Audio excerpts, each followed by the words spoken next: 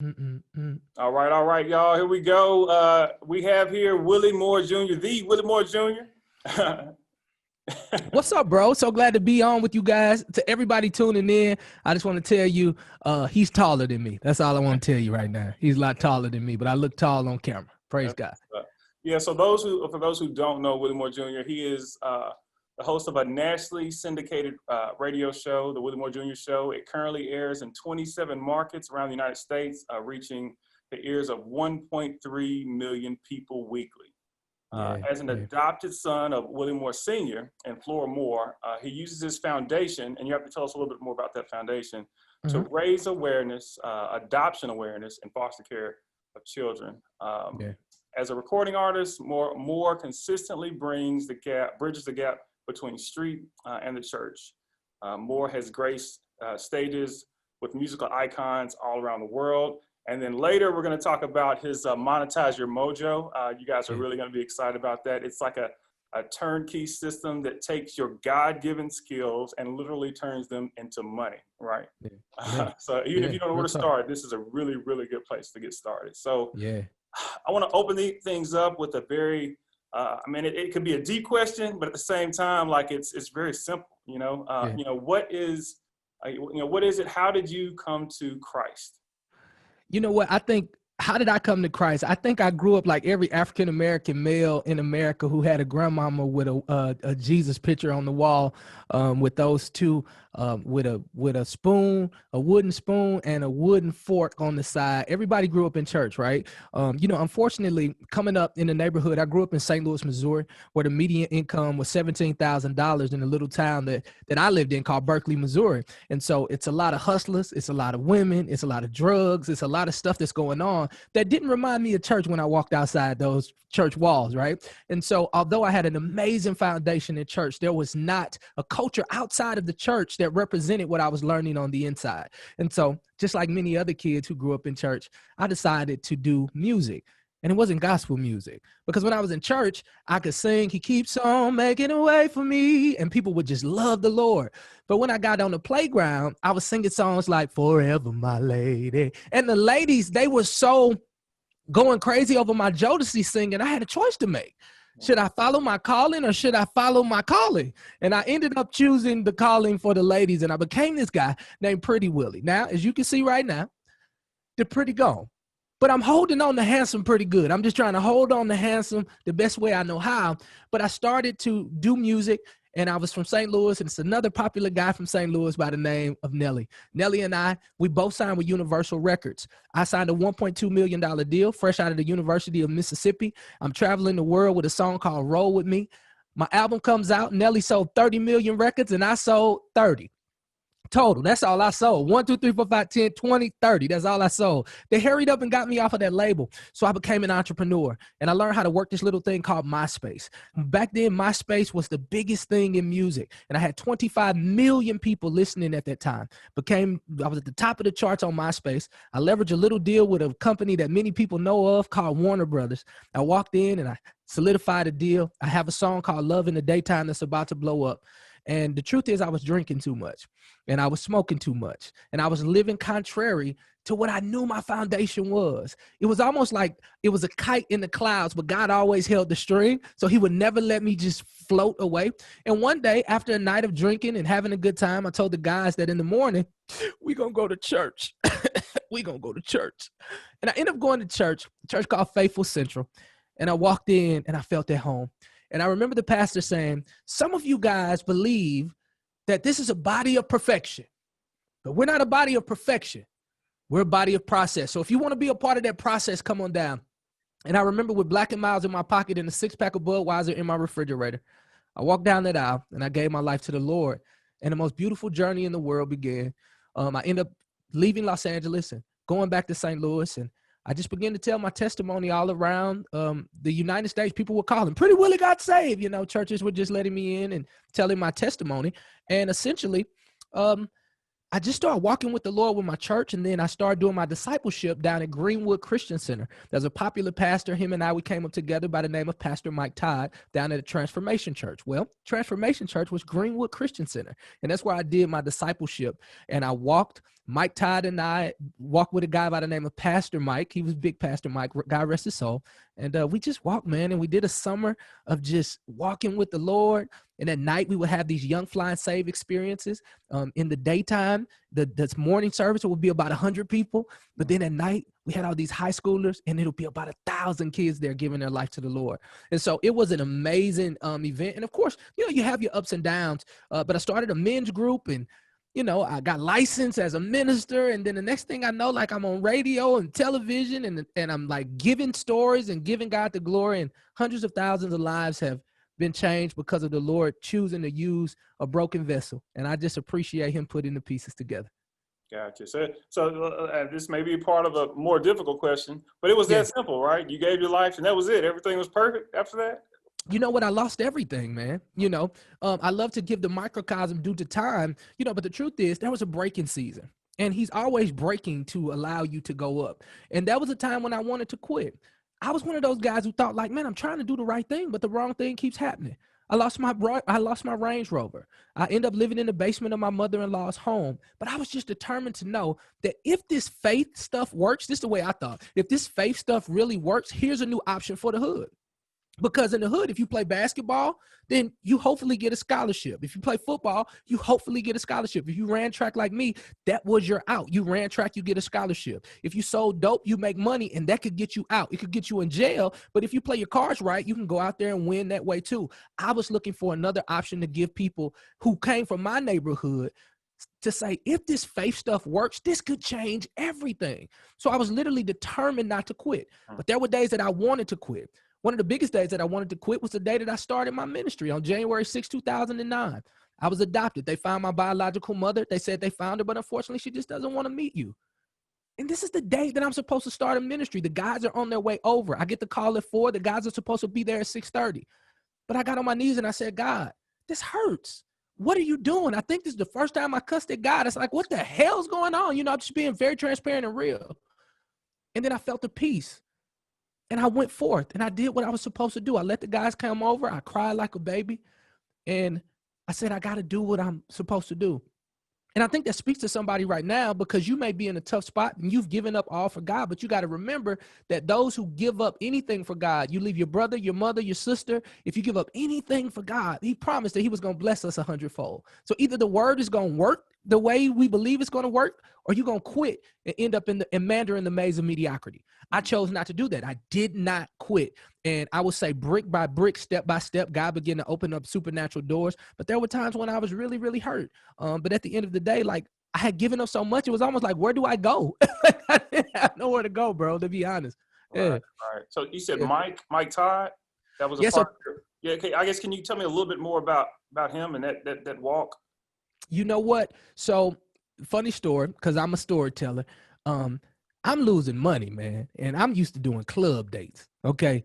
Club dates paying me $30,000 a weekend. I do 3 of them. That's 10, 10, 10. Now, most of that money goes away because, of course, you're drinking, buying clothes and jewelry and Lord knows what with the money. You may make 30, you come back home with a strong 8. Like, it's really crazy how the stuff works. And you got a team of 15 people. So 30 grand in a few days for a lot of people is like, man, that's good. But when you got 7, 8, 9 people that you're paying, you might leave home with about 8. So I was actually in Tulsa, Oklahoma to sneak and do a club date.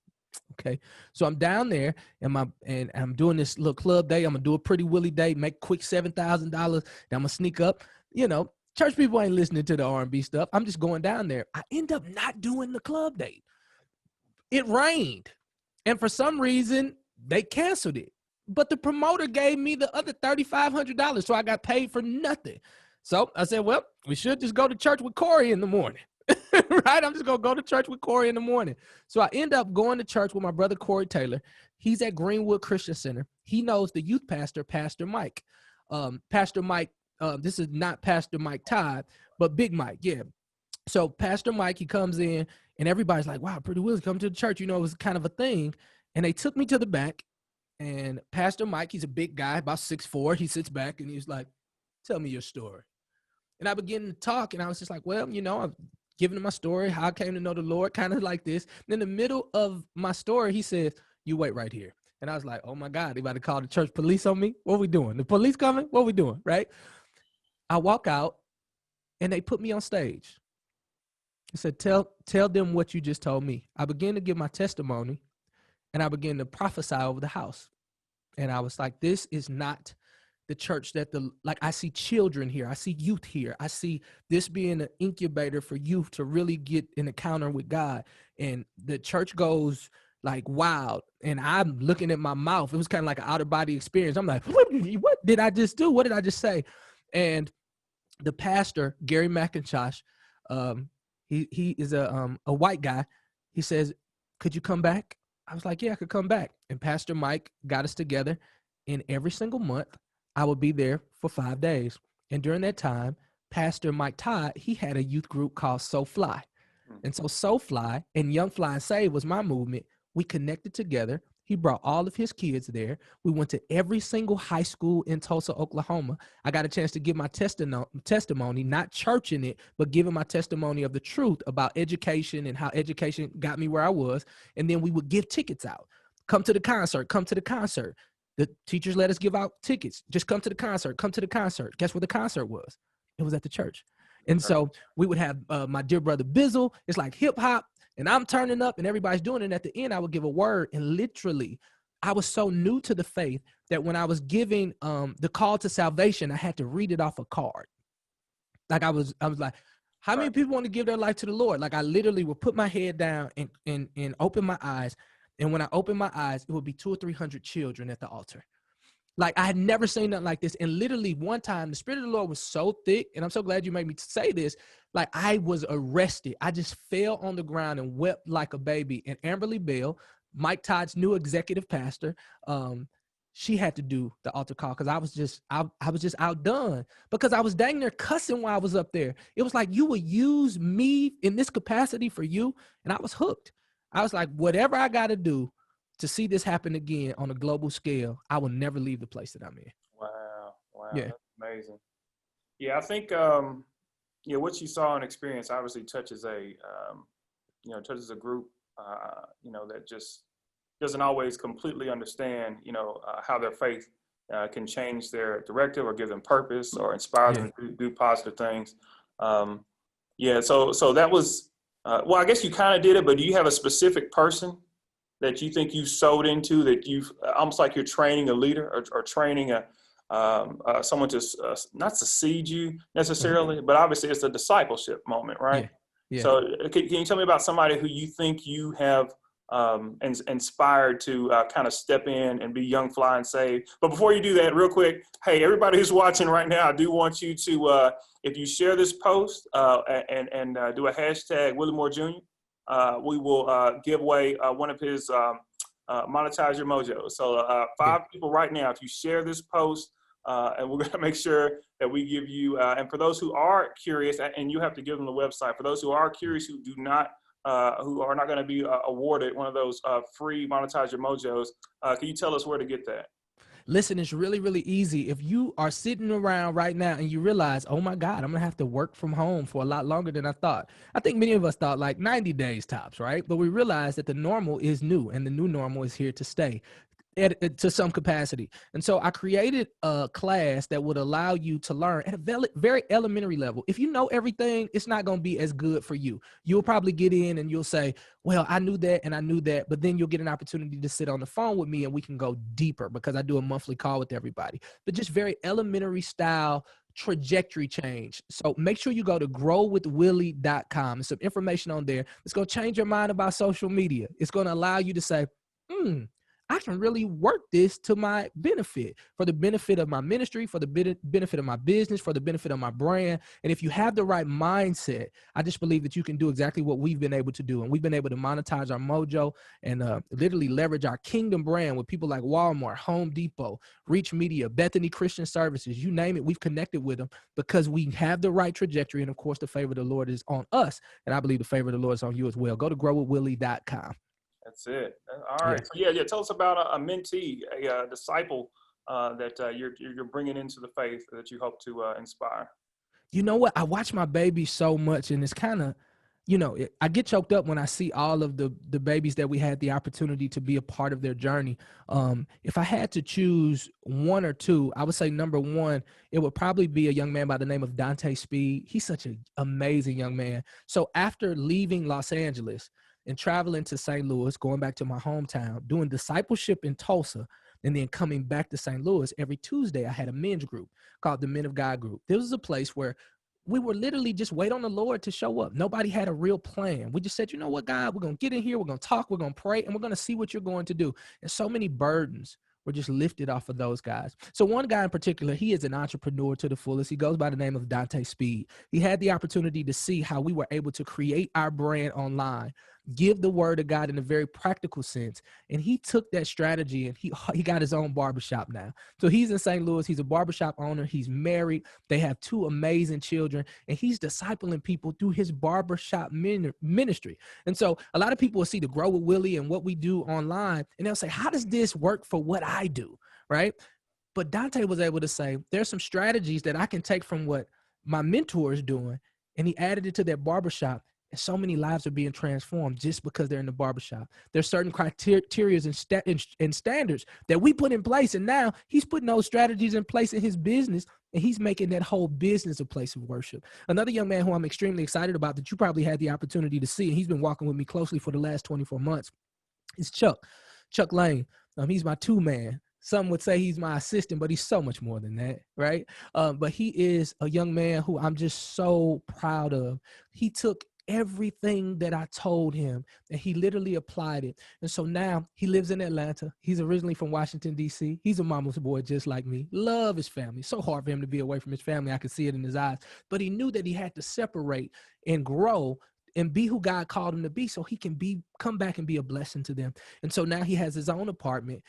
His wife is pregnant. He has a beautiful job, and I'm about to do a masterclass on him so he can duplicate what he does in our company. See, leaders who want to see other people lead, they hold no secrets. They withhold no good thing for them. And so I'm walking with these guys. He's actually on the call with me every Wednesday with my inner circle, my prophet calls, and I keep him right there because I know that he's about to do something really big. And I'm so excited. The biggest thing that I don't like about leaders is that when you get a good person, you don't let them fly.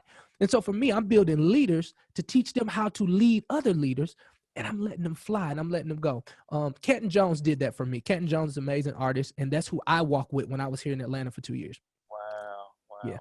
That's awesome. Now, are you surprised where God has you? You know what? I'm sometime in awe. I wouldn't say like where he has me because it was step by step, brick by brick. So I don't even know this. You know what I mean? I thank God for it, but I haven't arrived. You know what I mean? What I see and where I am is not what God showed me. Right. So I'm happy and I'm grateful and I'm thankful, but I have not arrived to that place. But the one thing that I've learned to do, and it may minister to people out here, I'm sitting in a room, and of course we may be in Hollywood, and I'm thinking to myself, is that Jamie Foxx? Oh my God, I'm in the room. Or, some of these bigger leaders that I get an opportunity to sit with for years and years, my insecurities would not allow me to be as grateful and as confident in the areas that God put me in. And so I would kind of shrink, right? And I would just kind of listen.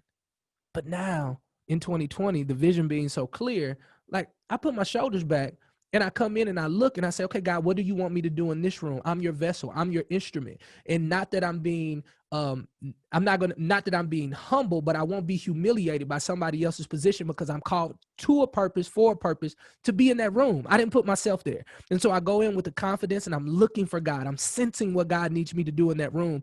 And I'm not afraid to tell these people who have these amazing platforms that God has a bigger plan for where you are right now. And so there's been times when I've been in the room and I had to pull somebody to the side and it might not even be deep, but just something like, God got a bigger path for you. Why are you still on this path? And these days are over, and you'll see them cry and they'll take my number, and then they'll stay in touch. But I'm just going after it, man. So I wouldn't say that I'm surprised. I'm extremely grateful, but I have not arrived to the place that God has shown me.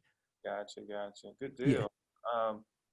Yeah, man. What you do in the social space, people will call you a social influencer, but everything you do is with purpose. I do want you to dive into just a little bit the adoption a little bit, because I haven't heard you expound on it. I know you have, because that's Yeah. that's so close to your heart. So for those who don't know you, just tell us a little bit more about that. Man, listen, this fresh off the press, bro. So January 6, 2000. Well, number one, if we go all the way back, I had never met anybody in my biological family. I was adopted when I was 3 months old by two ex-sharecroppers, one from Mississippi, one from Louisiana. Today, my dad is 88 years young. My mama, well, she been 35 the last 35 years. Black don't crack, beige don't age. Feel that in your shanana right here, right? But mom is 78 years young. And they adopted me when I was 3 months old because my mother, she could not have children. And there was a doctor who I've coined Dr. Angel, right? He's got to be an angel because he told her about the option of adoption. And so they went to the Home Society, St. Louis, Missouri Home Society, and they went in, and the story goes is that my daddy said, who's the little guy in the middle bed? And that little guy was me. And because my dad wasn't the most educated guy, he was like, okay, cool, wrap him up, let's take him home, let's go. They were like, no, you got to fill out paperwork and you got to go through the process. He's like, I don't need no process, that's my baby, I feel it in my heart, you know? And so after about 3 months after that, I got an opportunity to have an amazing home with Willie J and Flora Moore. When we got on this interview, you said, so do I call you Willie Moore Jr.? I said, of course, please call me Willie Moore Jr. because I never want to be mistaken for the most phenomenal man that I've ever encountered, and that's Willie Moore Sr. So I make sure that they call me Willie Moore Jr. because he's the senior. He's the guy. He's the man, the myth, the legend. Everything that I am after God, I owe it to Willie J and Flora Moore. Hence, my foundation name is Will Flow. My mother and my father connected, and they'll live forever, right? And so, I had an amazing life, but I have a really great heart for children who have been through foster care, children who have been adopted, and the insecurities that they face. I have a heart for parents who adopt and foster children, and sometimes it's such a tough thing when literally you saved, you tried your best, you took counseling, you did all of this, and it feels like these children are so ungrateful. And so I wrote a book called You Belong Here that I speak to children ages 12 to 18, and I talk about the new trajectory and mindset that they need to have when you're looking at a parent who sacrificed everything, right, to make sure that you had a home. And I want them to realize that you belong here, whether that here is with your biological parents or with your adoptive parents or your foster parents. God never took his hand on you, and he's literally curating a beautiful story. It's just important for you to see the silver lining in it. On January the 6th, 2009, they found my biological mother, but my story was that she did not want to meet me. But as we fast forward here, just 2 months ago, I met my biological mother, and I have a biological brother, and I met my biological father. And they're some of the most beautiful people in the world. And I'm so blessed to have them. So now I have two moms, two dads, my mother and my biological mother. They talk once or twice a week. And so it's been a beautiful journey. I got a Hallmark card, to be honest. This is a Disney movie, if you ask me. It's such a beautiful culmination, and just really, it literally shows the hand of God and how he has this beautiful paintbrush, man. I cannot put on airs. I am in awe. I am shocked. I got this big old heart for everybody now. So my heart is like, if you mad at me or somebody goes crazy, I'm thinking to myself, I just love you, man. It's okay. I'm so sorry. I'm so compassionate for others who haven't felt this love. And so we help children all across the country and parents. So if you want to be a part of that, make sure you log on to WillieMooreJr.live.com. I'll give you more information. All you got to do is click adoption. We're partnering with Bethany Christian Services. So, I was able to retire my mama. And I don't say that to impress you, but to impress a point upon you that if you adopt a child, you can get a Willie. You can get a Willie. You can get a Willie. Everybody can get a Willie. So adopt children. All right. Flat out. Stuff, man. Yeah. Well, look, I think that's all I got, man. I think you've hit all the high points, and I think people are going to be blessed by this time. Glory to God. Yeah, good deal. Anything else you want to say? Drop on us. Any more dimes, knowledge? Yeah. Just in closing, guys, I just want to let you know that, during this pandemic time, a lot of us have been so hard on ourselves. Like, if we can be honest, man, there were goals that we made that we didn't hit. There were people that we were supposed to call that we didn't call. There were some habits that came back into our life that we're probably not proud of. And the truth is, I just want to let you know that you should probably give yourself some grace, right? There wasn't a rule book for a pandemic. It wasn't written for us to say, all right, well, in a pandemic, you do this, this, and this. Like if it's a storm, a hurricane coming or something, they're like, okay, cover your windows, do this and this. They didn't give us a strategy on a pandemic. But I want to let you know that God factored this in too. And so if he factored it in, there is a grace that he's given us, but I want you to forgive yourself. I want you to have grace for yourself and accept the grace that God has given us. Because the truth is, if we focus on the immediate, we're going to miss the ultimate. And if we miss the ultimate, we'll miss what God is doing in this season. And so just know that God loves you. He cares about you. You are the head and not the tail. You are above and not beneath. You are the lender, not the borrower. God is for you and not against you. And there's not an iniquity, habit, or issue that could change his love for you. I'm a living witness of that. So make sure that you stay connected to Jesus Christ. Don't quit. It's okay to want to, but don't quit. There's a beautiful end coming. I read the end of the story. You win in the end. And if it doesn't look like you're winning right now, it's not the end. All right, there it is, Willie Moore Jr. We appreciate your time, and we'll catch back up with you. Indeed. Thank you, brother. It's such